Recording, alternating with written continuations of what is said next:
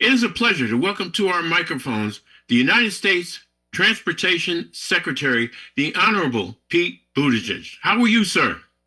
I am well. Thank you for having me on. How are you? Good, good.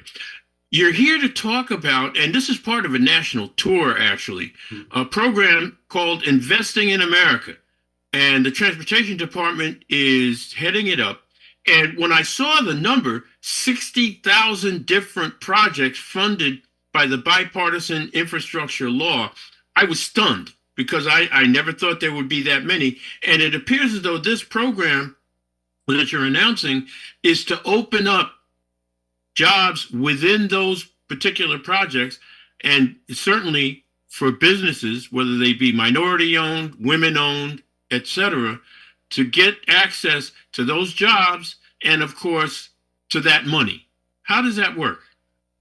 Well, that's right. We are funding about 60,000 projects. We're improving more than 175,000 miles of road, more than 10,000 bridges, more than 11,000 public transit projects, hundreds and hundreds and hundreds of airports getting improvements. Some of these are pretty modest projects, a six-figure project to fix a crosswalk somewhere and make it safer. Others are some of the biggest public works projects of our lifetimes, multi-billion dollar bridges and tunnels, and everything in between. And when you do that level of infrastructure work that has been a priority for the Biden-Harris administration, a lot of job opportunities come with that. We're working to be intentional about creating jobs and contract opportunities for people who may have been left out in the past. And so right now we are in the midst of a wealth creation tour where my colleagues from around the Department of Transportation are joining with local transportation partners to try to connect them up with businesses, including a lot of what are called DBEs, so-called disadvantaged business enterprises, a lot of smaller and often women or minority-owned businesses that have so much to offer and can bring a lot to this work, but need to be better connected up to where the opportunities are. That's been a big focus here. We're proud that we're seeing more small and minority owned businesses get a chance to participate in this work with federal dollars. We know that there's more talent out there, and we don't want to leave any of that talent on the sidelines.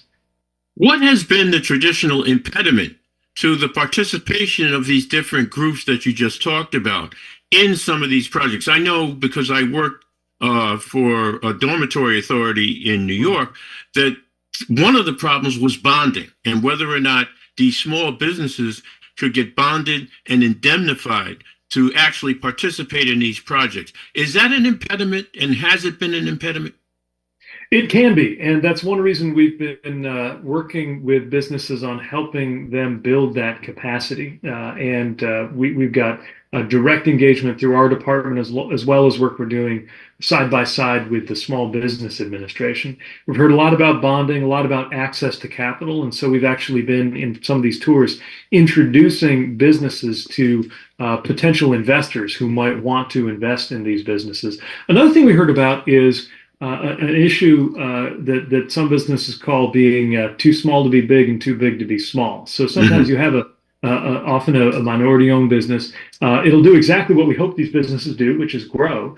And then they grow to a point where they no longer qualify for the program. Now, the problem is that level, that threshold where you fall out of the program, had not been updated in years. And so, even with inflation and all the things going on that really change what that number ought to be, it hadn't been updated. So, we changed that, along with a number of other changes to our DBE program, like making it easier if you're certified in one state to get certified in another state, especially because we're creating so many opportunities that cross state lines.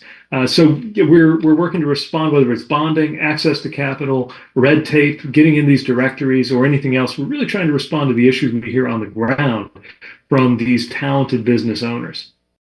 I'm curious because I know from, again, my own history that women-owned businesses often have a very difficult time getting in on infrastructure projects because I guess maybe it's a sexist thing. I don't know, but I do know that sometimes women have even more difficulty accessing these programs. And I've met and talked with a number of female-owned construction companies, cement mixers, that kind of infrastructure, the kind of stuff that infrastructures need to have in order to actually get done. And the women I talk to say it is very, very difficult because a lot of men don't think they're qualified. Are you running into that?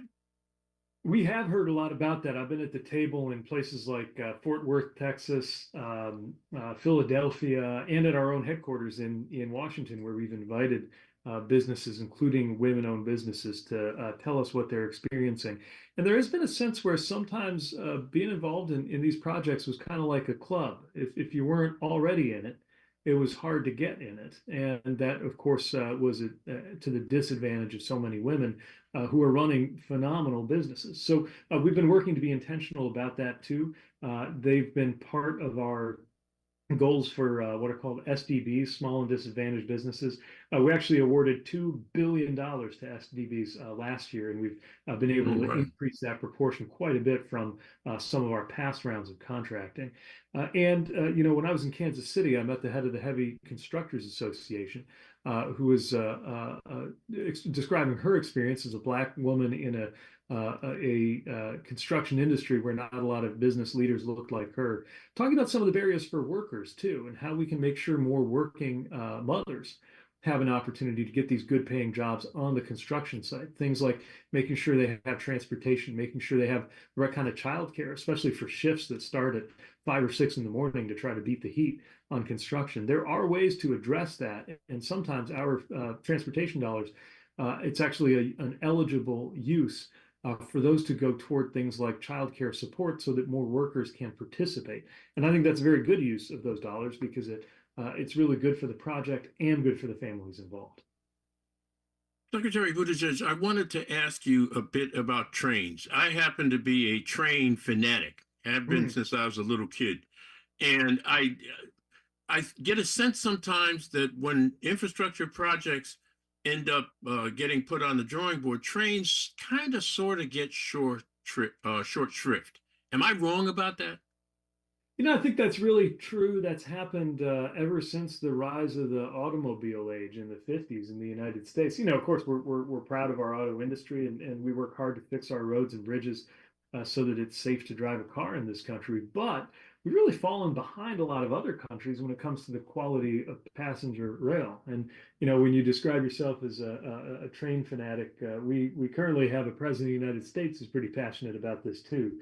Oh, And I think yeah. that's part of why this new infrastructure package has the most funding to go into passenger rail since Amtrak was first created 50 years ago. And we're using that on several things. One set of things just to fix up the network we've got because it's got a lot of need, a lot of deferred maintenance we've got to take care of. But second is to add routes that didn't exist or that used to exist and then disappeared. We're working to reconnect everywhere from the Gulf Coast to the Midwest, places that ought to have better passenger service. And we're even introducing high-speed rail. So we are financing a project that's receiving $3 billion out of that Biden-Harris infrastructure plan that's going to connect Las Vegas to Southern California.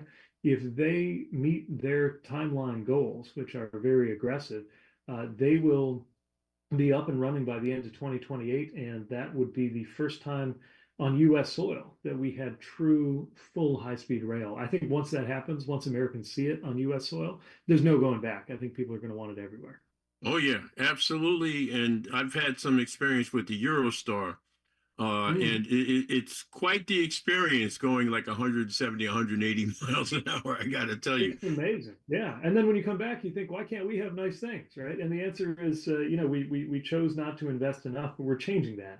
And I want to get to a day when someday in the distant future, maybe not today, maybe not tomorrow, but we'll know we've succeeded when somebody comes to visit the U.S. from France or Germany or Japan and goes back home to their family and says, I wish we could have a high-speed train like they have there in the United States. What do you see as the timeline? You mentioned 2028 for high-speed rail between Southern California and Vegas. What is the timeline for some of these other infrastructure projects? Are they in the pipeline and maybe get done in a couple of years, or some of them more long range? It's really a mix of everything. A handful of projects are already done, but most of them are just entering the construction phase. In fact, it's really been a summer of construction, and we've been there marking everything from the new rail service that's going to link Raleigh to Richmond, to construction underway at a highway interchange I just saw in the area of Lansing in Michigan, to these streetscape projects that don't always make national headlines, but they mean a lot to the smaller rural communities where we're building them. And so, what's exciting to me about this is, some of these projects they'll be done in one construction season. They'll be done next year.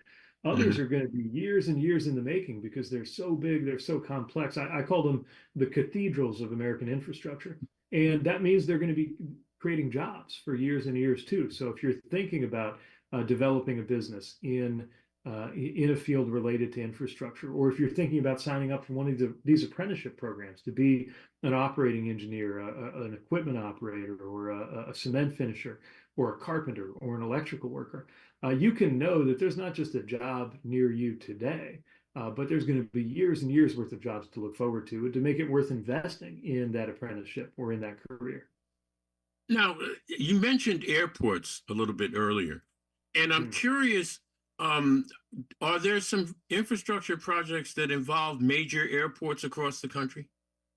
There are hundreds of projects going on around the country, from Hartsfield-Jackson in Atlanta, where I saw the work that's going on Concourse D there, to the airport in Los Angeles, where lots of people grumble, and rightly so, about how long it takes to drop somebody off. They have that road known as the Horseshoe that goes through all of the terminals, Yeah. and we're providing funding to update and change the way that road meets the airport. We have something similar going on with the service road that goes to the airport in Detroit. And then much smaller airports that most people may have never heard of, but mean the world to the communities that they serve.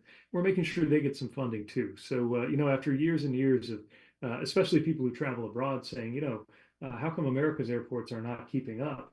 We're setting out to change that. It's been another part of the Biden-Harris infrastructure package, and it's a big priority for us over at the DOT.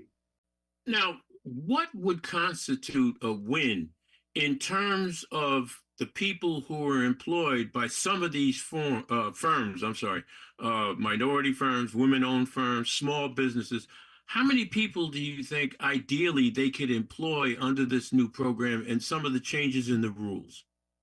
Well, we've created about 800,000 new manufacturing jobs in the economy under President Biden, just to give you one example from one sector. And what we want to see is more and more people getting into those manufacturing jobs, construction jobs, and more. Really, we're talking about millions of jobs out there who may or may not come from a background where everyone in their family had that before. I think it's really important to open those doors of access to these kinds of transportation jobs because they are so rewarding and because we know there's going to be more. So to me, and to your question of what does success look like, I'd say we know we're succeeding when we see some of the gaps, including racial wealth gaps in our country, beginning to close, and we'll know that that has to do with the intention that we brought to making sure everybody had a chance this time to participate and compete in the business and job opportunities that this created. Final, very quick question. Is there any provision in all this for apprenticeships? Because I have friends who become electricians and other kinds of infrastructure creators who started out as apprentices. Is there any room for apprenticeships here?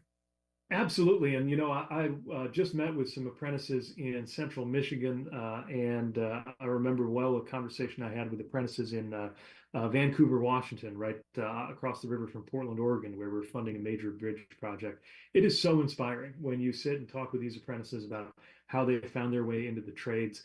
About how it often was a life-changing opportunity. Everybody from a Marine veteran I talked to who's describing how he thinks he might have become a statistic if he hadn't found this union apprenticeship and found new purpose and of course, a good income too.